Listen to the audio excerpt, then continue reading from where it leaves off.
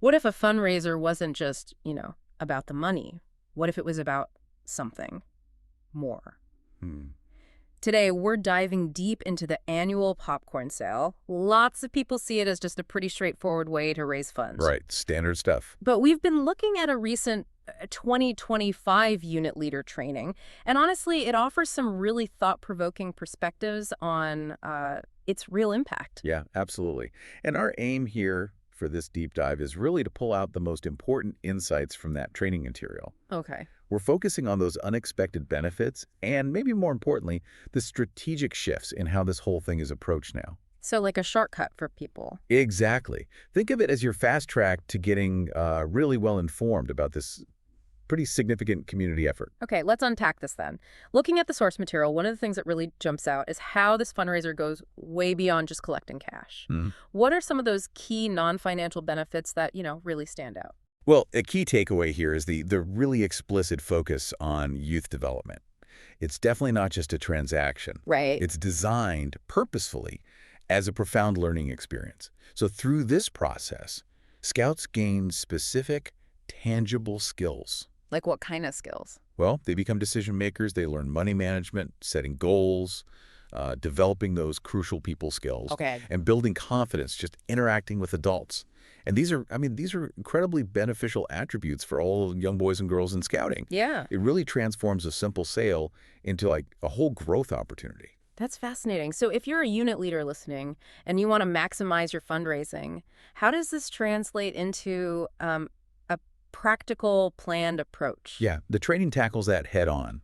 It addresses the critical question: how do units turn their program goals, their big ideas for the year, into actual concrete sales targets? Okay. The process involves really mapping out the entire year's program, budgeting all the costs involved, and then setting clear, maybe even ambitious, sales goals. The materials even give you budget forms, simple ones, more intricate ones, to help units visualize this. So they provide tools for that. Exactly. Essentially, they can calculate their sales target pretty precisely. Yeah. You take the total yearly program cost for the unit, Okay. divided by the unit's commission, which starts at 30% but can go higher, Right. and that gives you a unit sales goal. Then divide that by the number of youth members, boom, per scout sales goal. Ah, so you can break it right down. You can break it right down. Okay. And this lets units see how maybe one scout could cover their entire year of activities just through this sale. No dues needed, potentially. Wow. And the training really emphasizes again and again units that actually take the time to set these clear goals. They're the most successful, period. Okay, building on that strategic planning, it sounds like a massive help for units this year is a big leap in technology. Oh, yeah. What's the story with this Trails In? Why is that such a big deal? Oh, right. So stepping back, the partnership with Trails In, which is this dedicated tech platform built just for managing fundraising like this, Yeah. it's absolutely a game changer. How so? It just stands out because of its frankly superior tech. It's got a comprehensive app, a really user-friendly website. The Trails In Leader portal is kind of the command center for everything, Everything meaning. meaning units order their popcorn there, manage their rosters, set up their storefront locations, even handle product transfers between units if needed. It's all in one place. Okay. And what are the app itself? What can scouts and leaders do with that? Any exciting new features this year? Yeah, the app's functionality is pretty robust. It lets you track storefront sales, wagon sales, online sales, Yeah. manage your inventory in real time, even schedule shifts for storefronts. And crucially, Trails In covers all the credit card processing fees. Oh, that's huge. It is. So units don't lose that, typical 1.5 or 3% to other processors. But the really big new feature this year, the one that's going to streamline things a lot, is tap-to-pay capability. With most newer phones, you could just take payment right there. Wow, no extra hardware. No need for manual card entry or those external Square readers. It makes transactions much quicker, smoother, right on the spot. Okay, that's a big practical improvement. But beyond the operational side, how does the program keep the scouts themselves fired up? The reward system you mentioned seems to have changed a bit. Yeah, it's evolved considerably. And that's a crucial point, right? What incentives are actually in place to encourage participation and, well, sales from the kids themselves? Hmm.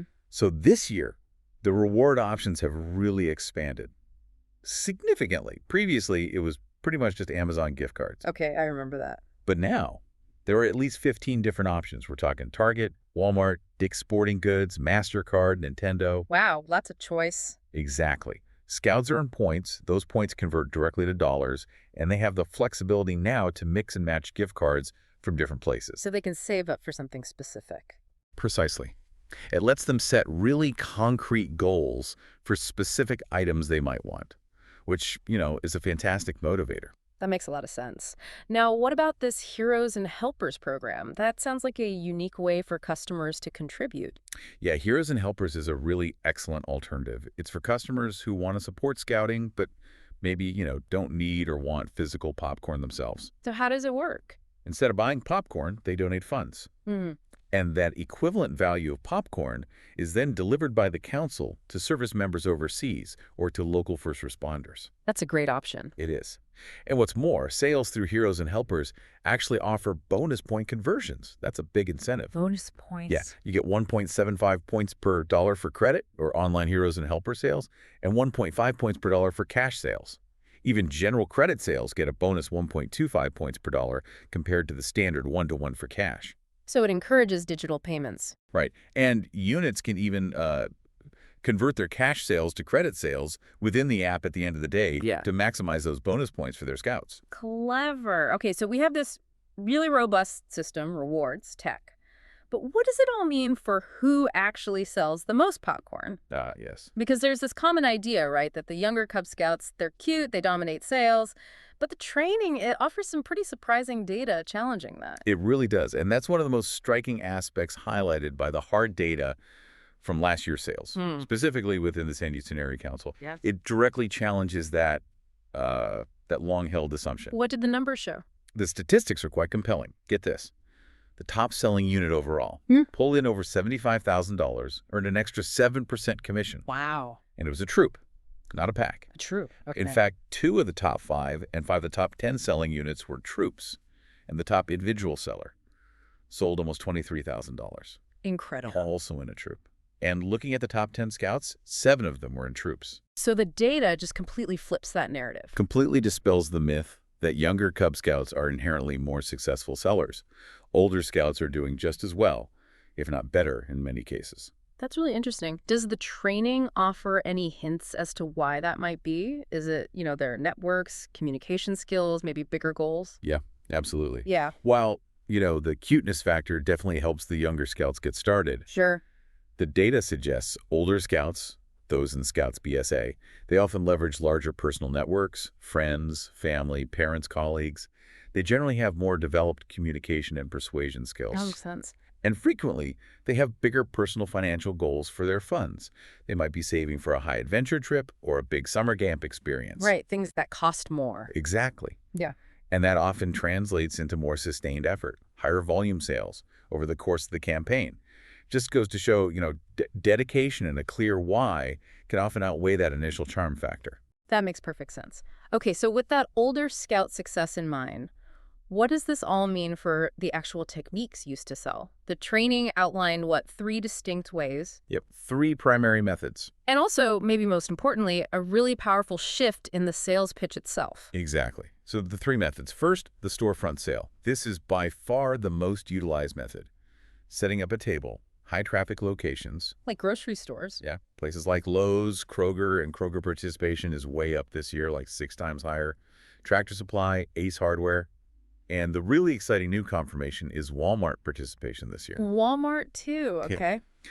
And the training also highlights a specific best practice for storefronts based on sales per hour data from Trails In. Oh, what's that? They suggest that having, say, 1 scout and 1 parent at different entrances of a large store, or even spreading scouts across multiple smaller stores, can actually yield more sales per hour than having multiple families all bunched up at one entrance. Interesting. Maximizing exposure. Exactly. Maximize exposure, maximize sales.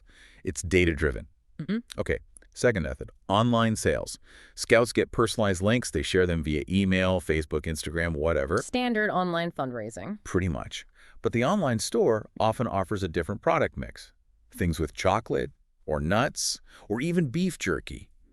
Stuff that doesn't work so well sitting out at a hot storefront. Right, logistics. Logistics, yeah.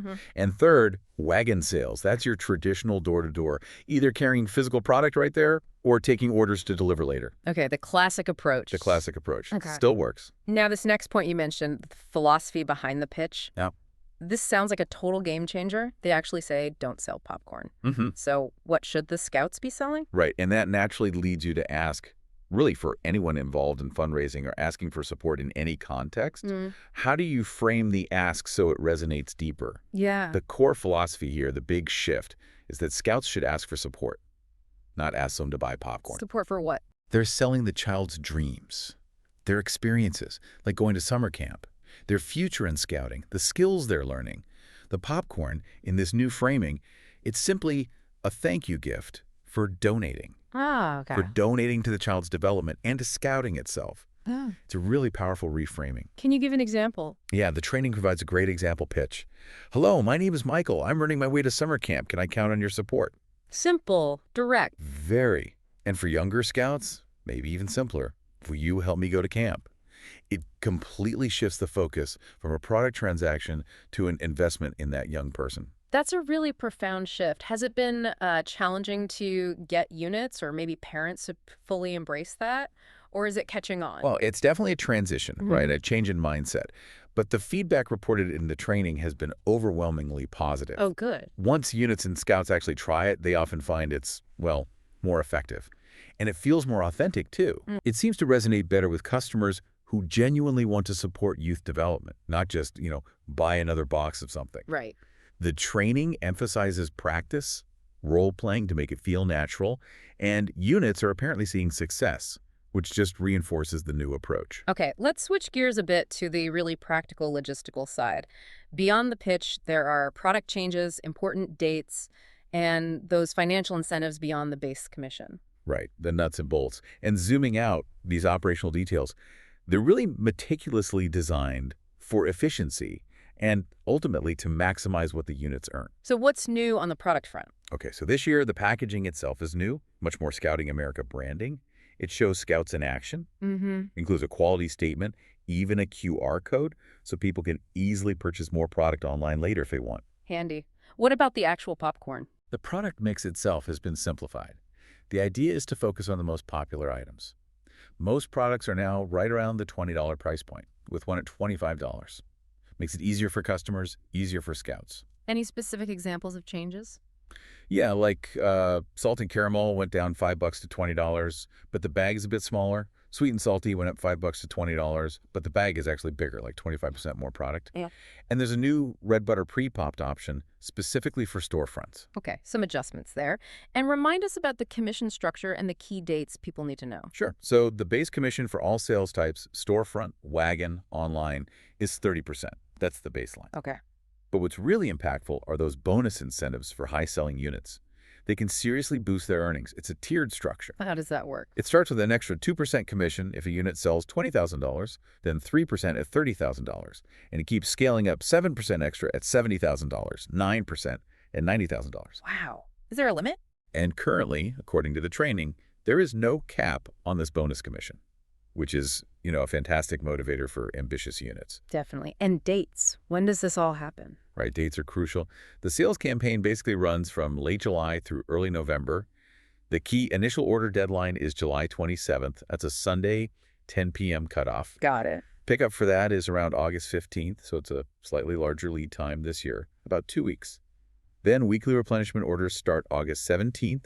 Those are due every Sunday night until October 19th, with pickups the following Friday. Okay, a regular rhythm there. Yep. And then the final order is mandatory for all units, even if it's a $0 order just to close out. That's due November 2nd. And delivery? Oh, right. There's a free delivery threshold for orders over $15,000. And that applies to both the initial order and the replenishment orders. So it encourages planning for larger, more efficient orders. Makes sense. And booking those prime storefront locations, how's that being handled fairly? Yeah, fairness is key there. So there's a new staggered storefront reservation schedule. Stagger how? Okay, July 22nd. Units that sold $10,000 or more last year get first crack. They can make 4 reservations. Okay. Reward past success. Kind of. Yeah. Then, July 23rd. Every unit is allowed to make 2 reservations, get everyone in the game. Right. Finally, July 24th, it opens up for unlimited, quote, reasonable reservations, which they say will be monitored based on the unit's sales goal, just to ensure equity and prevent hoarding of spots. Okay, a structured approach. Good. Yeah, aims to give everyone a fair shot. Now, before we wrap up, there was something mentioned about a really great incentive for units that are maybe new to this kind of selling, lowering the barrier to entry. That's right. It's a really neat aspect, shows the council's commitment. For units defined as new, meaning they didn't do storefront or wagon sales in 2024. Okay. There's a no risk, no upfront cost option to get them started. How does that work? These new units get $480 worth of free popcorn, specifically 2 cases of the white cheddar. Just given to them. Yep. And the program helps them set up their first 2-hour storefront shift. And here's the kicker. They keep all the proceeds from selling that free popcorn. No commission back. No commission paid back to the council or Trails Inn on that initial batch. The hope, obviously, is that they'll sell out quickly, have a really positive first experience, and then decide, hey, this works. Let's order more and continue with the program, because they see that immediate benefit. It's a great launchpad. That sounds like a fantastic way to encourage participation. Okay, finally, this whole deep dive shows there's a really robust support system in place, too. If units get stuck, where can they go for help? Yeah, that's a crucial point, isn't it? Yeah. Units are definitely not left feeling overwhelmed or alone. They're really strongly encouraged to attend their district-specific trainings. When are those usually? Many of them are held in August, often during the regular roundtable meetings. And additionally, the district colonels, those are the volunteer leaders overseeing sales in specific geographic districts. Right. They're strongly suggested to use the GroupMe app. It's a popular group messaging tool. For what purpose? For real-time tips, quick updates from the council, fast Q&A, just a constant stream of support. Beyond that, of course, there are direct support channels, like the Trails Inn support page, their Facebook group, and direct contact with council staff members. So lots of avenues for help. Absolutely. The system's really designed to provide help at every level, whenever it's needed. Okay, wow. We have really taken a deep dive into what actually goes into a successful modern popcorn fundraiser for scouting, from developing truly crucial life skills in the kids to leveraging cutting-edge tech, debunking those long-held myths about who sells best. Yeah, the troop data was surprising. Right. And adopting that really transformative mindset of selling support over just, a product. It's clear this isn't your grandma's popcorn sale anymore. It's really evolved. It really has. And stepping back, this whole program, it just beautifully exemplifies how a really well-structured initiative can hit multiple goals at the same time. Yeah. It's not just about the funding, which is important, obviously, but it's about fostering tangible growth, real development for the participants. It really underscores the power of, strategic planning, smart technology, and keeping a focus on that intrinsic value. So thinking about our listeners, what does this all mean for you? Maybe consider this. How might applying that support, not sell mindset, really focusing on the impact of your ask rather than just the transaction? How might that transform your own efforts, whether it's, in your business, your personal relationships, maybe community engagement? What if every sale was truly reframed as an invitation to invest in a dream? Something to think about.